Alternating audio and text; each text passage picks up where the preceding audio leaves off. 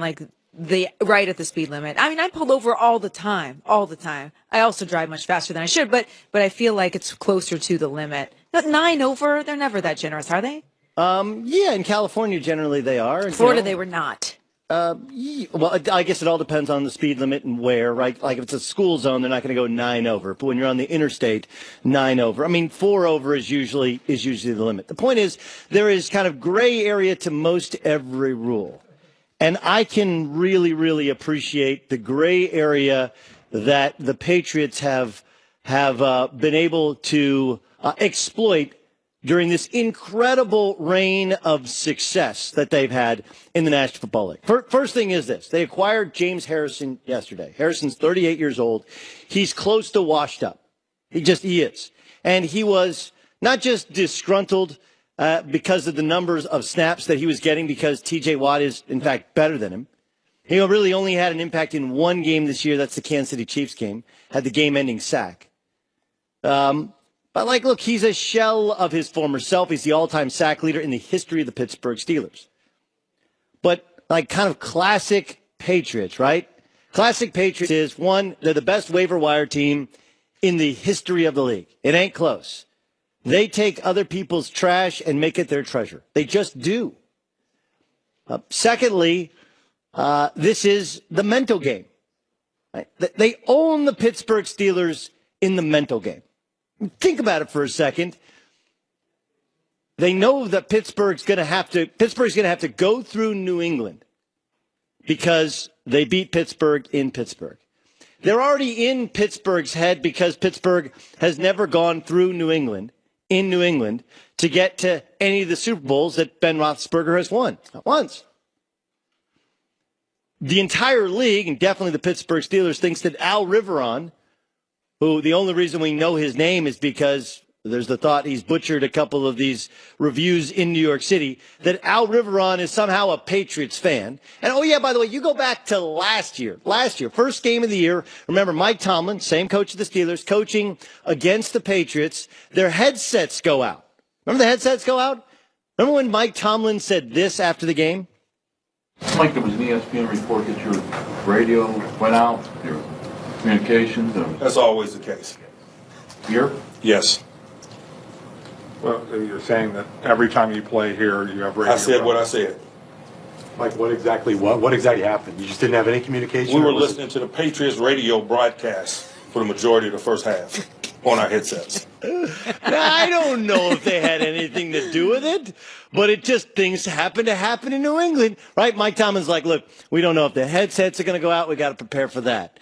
If there's a review and it's close, we know the Patriots are going to get it. We got to worry about whether or not the footballs are inflated correctly. We got to worry about whether or not they're filming our walkthrough because there's the thought that the Patriots have been filming walkthroughs for years going back to Spygate.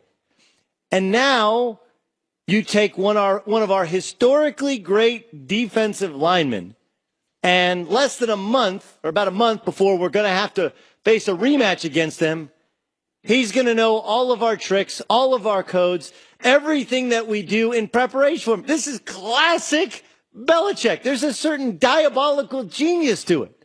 Right? You almost feel like there's a Montgomery Burns. He's doing the Montgomery Burns in his office. Excellent. Right? You feel like that's happening right now. Yes. They're in their head. Do they need James Harrison? Sure. They got a terrible pass rush. Okay. And could he help them? I guess. I mean, if he couldn't get on the field for the Steelers, how many snaps could he get on the field? And I do think this is a legitimate divorce between the Steelers and the Patriots. I don't think he's a double agent. Case in point, I don't know if you guys saw this. This was from social media, James Harrison working out, I think last week or the week before in the Steelers weight room. Take a listen. Hey, look at that. Look at that. That's too sick to say. I see something impressive. Standing on the sideline. What the hell wrong with them? What's wrong with them? Got this standing on the sideline. What's wrong with him?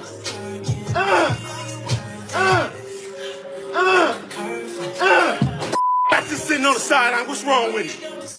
I mean, once you go to social media and call out the coaches for keeping you on the sideline, even if you're lifting a Volkswagen, the way that he tends to like to lift, like he's the guy who's playing, remember he's playing like volleyball with a medicine ball in the off season? I mean, the dude he is going to go right from the NFL to world's strongest man competition and probably win it. Like I figured that's how he's training. So I think this is legitimate.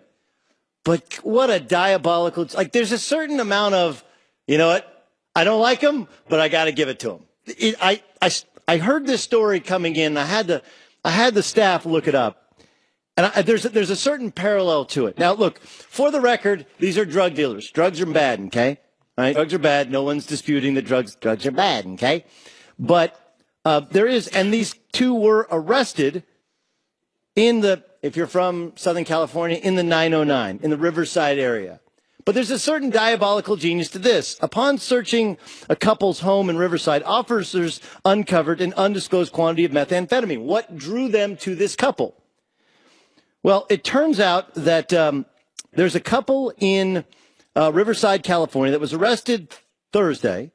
This is going back to last week, following an undercover Riverside police investigation of illegal activity. It turns out several people were waiting for a drop of drugs and collected the contents in a local park. They were using a drone to drop off the drugs. Right, so there's a certain diabolical genius to drug dealers in Riverside who eventually were caught selling meth. But what they did was, right, so instead of being caught handing off the meth, they simply flew a drone over a park that dropped the meth. You're like, wow, that's kind of smart. Not promoting illegal activity, but that is genius. No, that's very smart. As Uncle Colin says, don't do meth. So that's a good rule of thumb to start your day. Yeah. And don't sell meth. But there is something to the, hey, getting around whatever legal statutes of hey, I didn't give him the meth. There just happened to be meth in a drum that I may or may not have been controlling that happened to drop it off in a nearby park. You know, or maybe it's like everybody wants the accountant that knows all the loopholes, right? Is this legal? Is it illegal? It's frowned upon, but not illegal. Like, there's nothing like even the Spygate stuff doesn't necessarily bother me because for years and even to this day, there are minions, unpaid interns, some paid assistants that their only job on NFL Sunday is to watch the signals that are being sent in and to write down the corresponding play. And all the Patriots did was they're like, why should we have somebody write down the play and then have to go back and catalog it when we can video it, cut down on the time? There's video that exists of every play. We can video the sideline. Why don't we have the same video? Is it illegal? Is it frowned upon? Sure. And the league smacked them back and fined them, and they became guys that they spied on. And then there's Deflategate, right? Like, is Deflategate illegal? Like, I don't believe for 1 second Tom Brady deflated the footballs. He didn't have time. No one ever accused Tom Brady of deflating a football. Do I think that the deflator took the balls and took air out of them because that's how Uncle Tom liked them? Of course. Of course I do. Because it's been done for 50 years. And the only reason they were caught was because the week before, Tom Brady, they used formations that eligible receiver formations that confused the Baltimore Ravens. And then when asked about it after the game, Tom Brady's like, they need to read the rule book. Patriots know all the rules. And they applied, they fit in just within the rules. Like, is it ethical to sign a Pittsburgh Steeler? This is a defector. Like, this is a guy who tries out for the U.S. Olympic team in the height of the Cold War, doesn't make the Olympic team, and then changes citizenship, becomes a citizen of Russia like a week or 2 weeks before the Olympic game, and it gets put on their team. Like, right, James Harrison went to the Bengals and nobody cared. I mean, I think the only people that cared was Hard Knocks because he was so obnoxious in that he didn't want to be on Hard Knocks.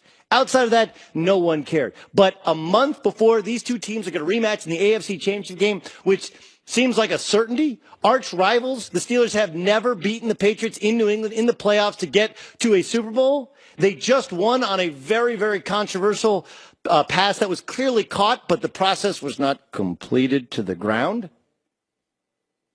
which maybe brings us to the heart of the matter. Like, look,